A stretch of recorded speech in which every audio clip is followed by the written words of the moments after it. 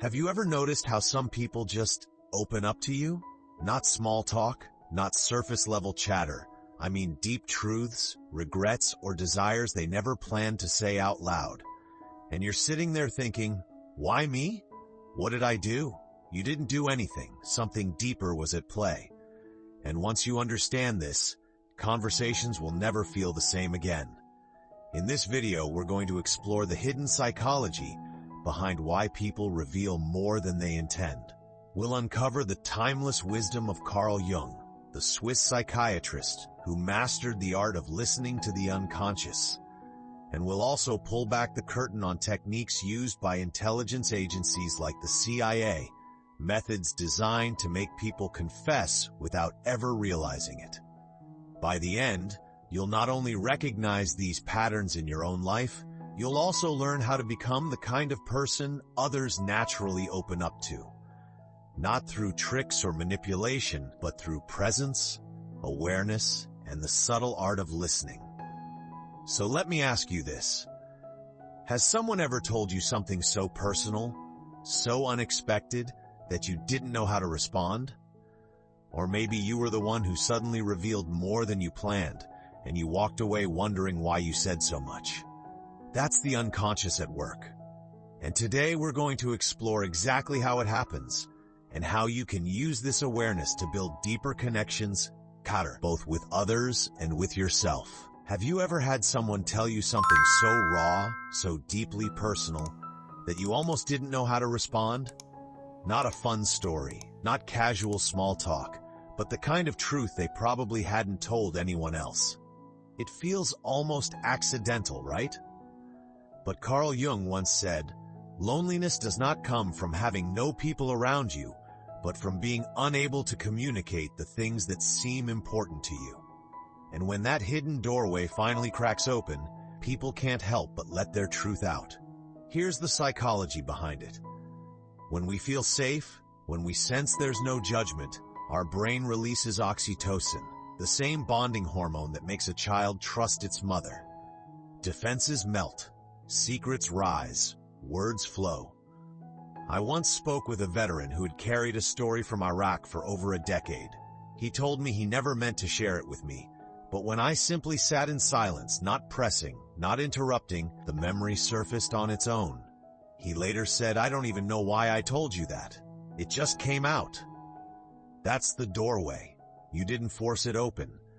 You created the kind of presence where it unlocked itself. People don't confess because you pulled it out of them. They confess because the space around you feels safe enough for their soul to breathe. And this is exactly what Carl Jung understood. He knew that if you want the unconscious to speak, you don't interrogate it, you invite it. So stay with me, because in just a moment, I'll show you one of Jung's simplest yet most powerful tools, mirroring. A technique so gentle, so natural, that people reveal more than they intended, without ever feeling exposed. Carl Jung had a gift. He didn't dig for secrets. He didn't pressure people to speak. Instead, he created what he called a container, a space so safe, so open, that the truth rose to the surface on its own. Most of us do the opposite. We jump in too quickly. We interrupt. We try to fix. Imagine telling a friend, "I always ruin my relationships," and they respond, "Well, you need to stop doing that." What happens? You shut down. You feel judged. But Jung, he simply reflected. He might say, "So, there's a part of you that fears closeness and pushes people away to feel safe." No judgment, just a mirror. And suddenly, instead of pulling back, the person leans forward. They feel understood, seen, safe. Think about the last time someone just listened without trying to fix you. Didn't it feel like an invitation to share more? That's the power of the container. Truth doesn't need to be chased.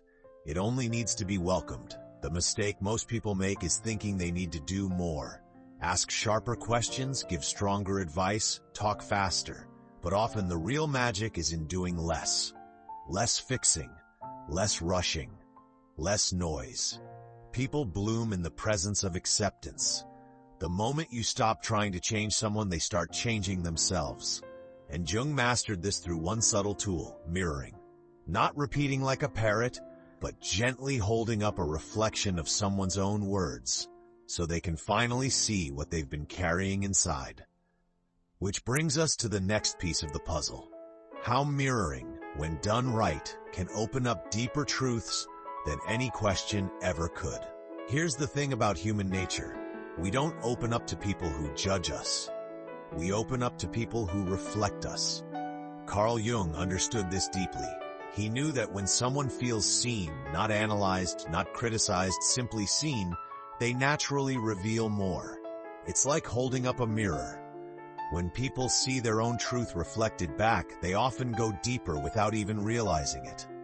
Imagine this. A friend says, "I always sabotage my relationships. I don't even know why." Most of us might respond with, "Well, maybe you just need to stop doing that." Or, "Why would you do that to yourself?" Both answers shut the door. The first feels dismissive. The second feels like interrogation. But here's how Jung might have responded. So there's a part of you that feels safer pushing people away than letting them close. Do you feel the difference? Instead of judgment, there's reflection. Instead of analysis, there's compassion. And in that moment, the friend feels heard, not fixed, safe, not shamed. And because they feel safe, they start sharing more. The mistake many of us make is treating mirroring like a trick. Just repeating someone's words robotically. You sabotage relationships. You sabotage relationships. That doesn't work. It feels fake. True mirroring is gentle, empathic, and human. It's about capturing the essence of what someone is saying and handing it back to them with kindness. Mirroring is not manipulation. It's an invitation. You're saying, "I hear you, I see you," and it's okay to keep going. And when silence enters the room after that kind of mirroring, something powerful happens. People start filling the space. Not with small talk, not with masks, but with the truths they've been holding back. Which leads us to Jung's next tool, the gift of silence, and why sometimes saying nothing says everything. Silence. Most of us are terrified of it. We rush to fill the gap with small talk, with jokes, with advice, anything to avoid the discomfort. But Carl Jung understood something different. Silence isn't empty. It's alive. It's a space where the unconscious finally feels safe enough to speak. Think about the last time you were on a long car ride. The radio was off. Nobody was talking. At first it felt awkward, but then out of nowhere someone blurted out something real. A confession, a memory, a thought they'd been holding back. That's not an accident. Psychologists call it the discomfort of the pause. Humans hate empty space, so we fill it. And when the container is safe, like with a trusted friend or a therapist, we often fill it with the truth. Jung used this masterfully. He didn't rush. He didn't break the silence. He let it breathe, like oxygen feeding a fire. And in that stillness, people revealed more than any question could ever pull from them. The mistake most of us make is believing silence equals disconnection. So we hurry to break it, to keep things comfortable. But in doing that, we rob the other person of the chance to dive deeper. Silence is not a void, it's a mirror. It reflects back what someone has been holding inside. And if you have the patience to let the silence sit, the truth will eventually rise to the surface. Jung knew that silence was never really silent. It was the unconscious whispering, waiting for someone to notice. And those whispers often came out not just in the pauses, but in the little slips of language, half-jokes, throwaway lines, even accidental words. Which brings us to the next insight. Why slips of the tongue, and even jokes, often carry the deepest truths we're trying to hide. We've all done it. You make a little joke at your own expense. I'm such a failure. Followed by a laugh. Everyone chuckles, the moment moves on. But deep down, part of you wonders, why did I even say that? Carl Jung paid attention to those moments. He believed the unconscious often speaks in disguise, through slips of the tongue, through humor, through the little symbols hidden in our words. Freud called them Freudian slips. Jung went further. He didn't just hear the slip, he listened to what it symbolized. Take this example. Someone says, "I always mess things up." Haha, just kidding. Most people only hear the laugh, but Jung would hear the confession behind it. And instead of confronting it, he might gently ask, "Why do you think you said it that way?" Not accusatory, just curious. And often that single nudge cracked open something real. The mistake most of us make is dismissing these moments. We laugh them off, change the subject, or let the silence swallow them. But every joke, every slip is a breadcrumb leading back to the truth. Our unconscious doesn't always speak directly. It whispers through our words, through symbols, through humor. If you want to understand someone more deeply, don't just listen to what they mean to say. Listen to what slips out when they're not guarding themselves. And Jung noticed something even more profound. The unconscious doesn't just leak out in our own words. It shows up in how we talk about others. Every complaint, every criticism, every harsh judgment, Jung saw these as projections. Not really about them, but about us. Which brings us to the next doorway. Projection. How the way we talk about others secretly reveals who we are. Here's a truth that can feel a little uncomfortable.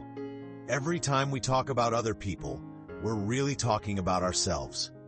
Carl Jung called this projection. The unconscious doesn't always speak directly, so it disguises itself in the stories we tell about others. Think about it. A coworker who constantly says, "People are so lazy these days," might secretly be wrestling with their own fear of being judged when they rest. A friend who complains, "Everyone is fake," could be struggling with their own authenticity, hiding parts of themselves, and resenting others for doing the same. Jung understood that when someone describes others with strong emotion, anger, envy, contempt, they're leaving a breadcrumb trail back to their own hidden struggles. The mistake most of us make is believing projection at face value. We nod along, we gossip, we even adopt their judgment.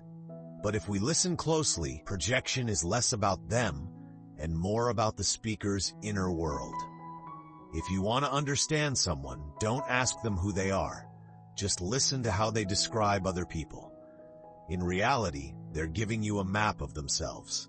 And Jung didn't just notice projection, he also knew how to gently guide people toward discovering it for themselves. He did this by asking archetypal and shadow-based questions.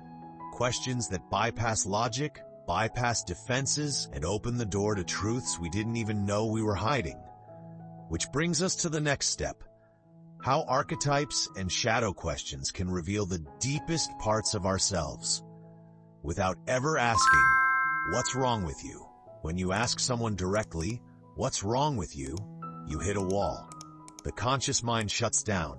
Defenses rise. But Carl Jung discovered something remarkable. The unconscious doesn't speak in straight lines. It speaks in symbols, myths, dreams, and archetypes. So instead of pushing with logic, Jung asked questions that slipped past the guard at the gate. Questions like, which character in a story or movie feels uncomfortably familiar to you?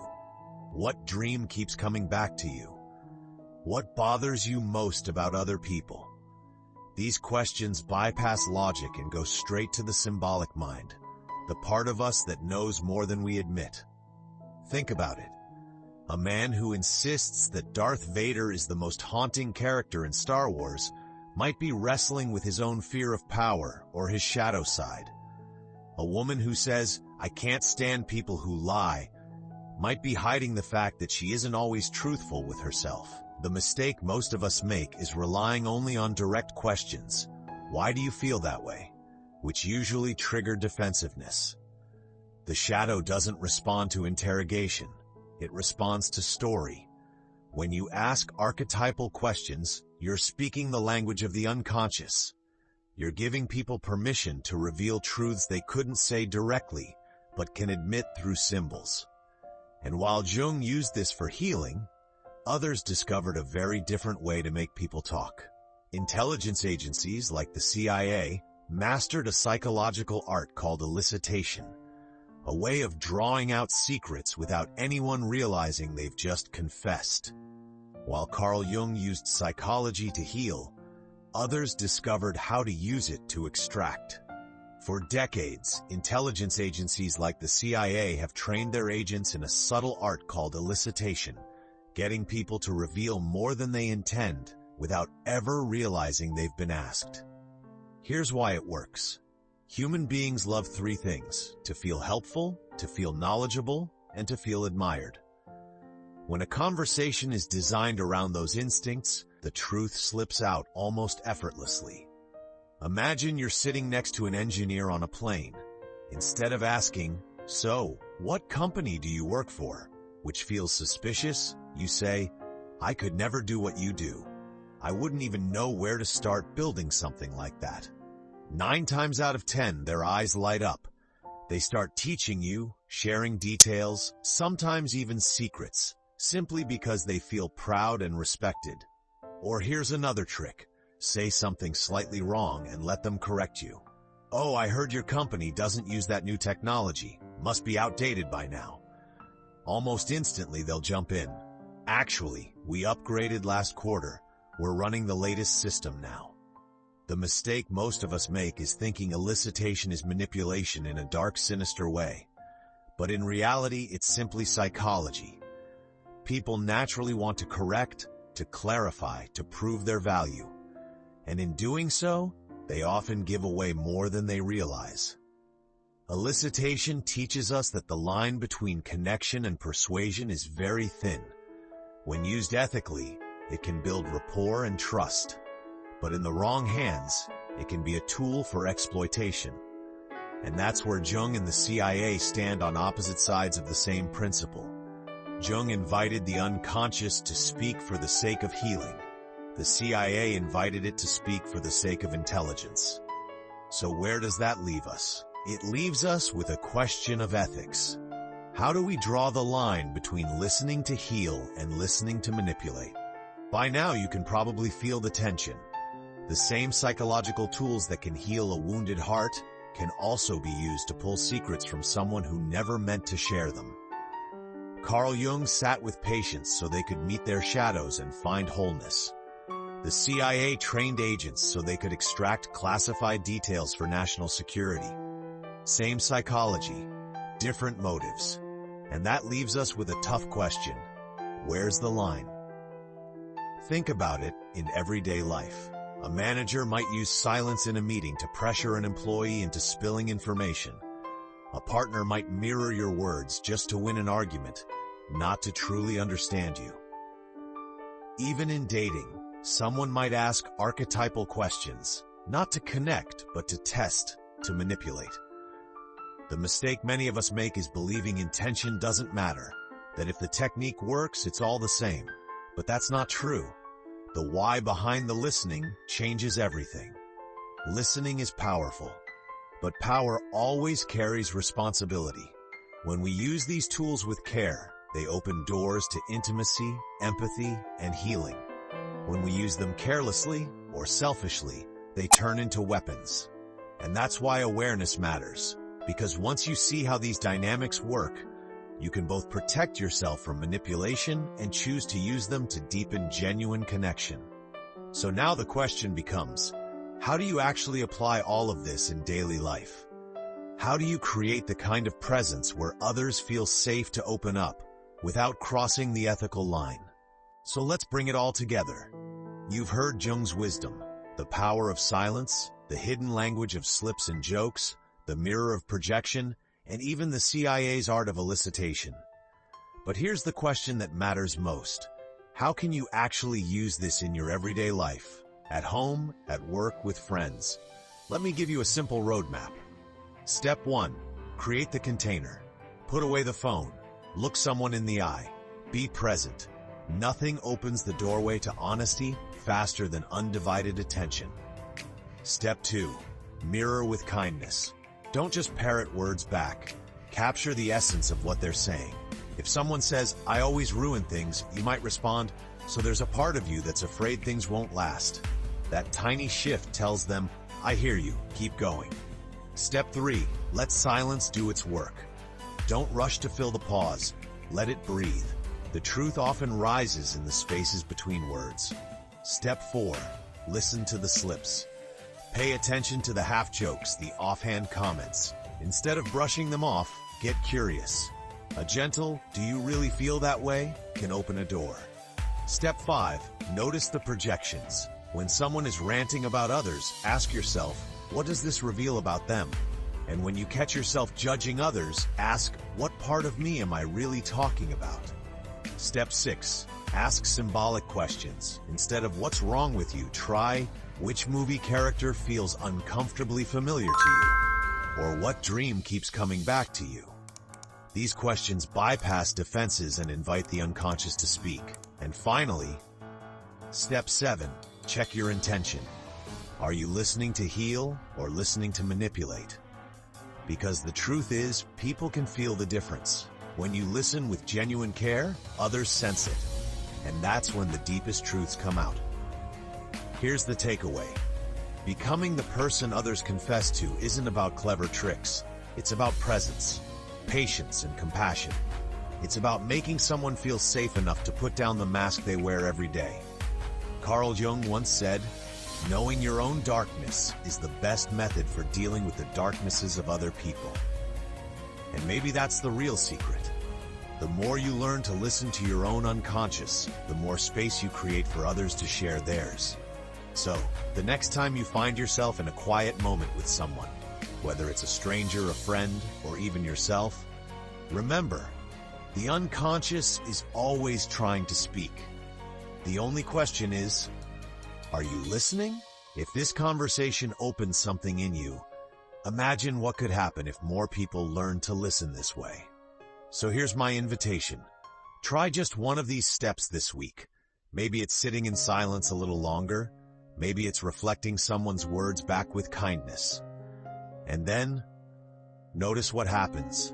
And I'd love to hear from you. Have you ever had someone unexpectedly open up to you? Or maybe you were the one who suddenly confessed more than you planned? Share your story in the comments. I read every one.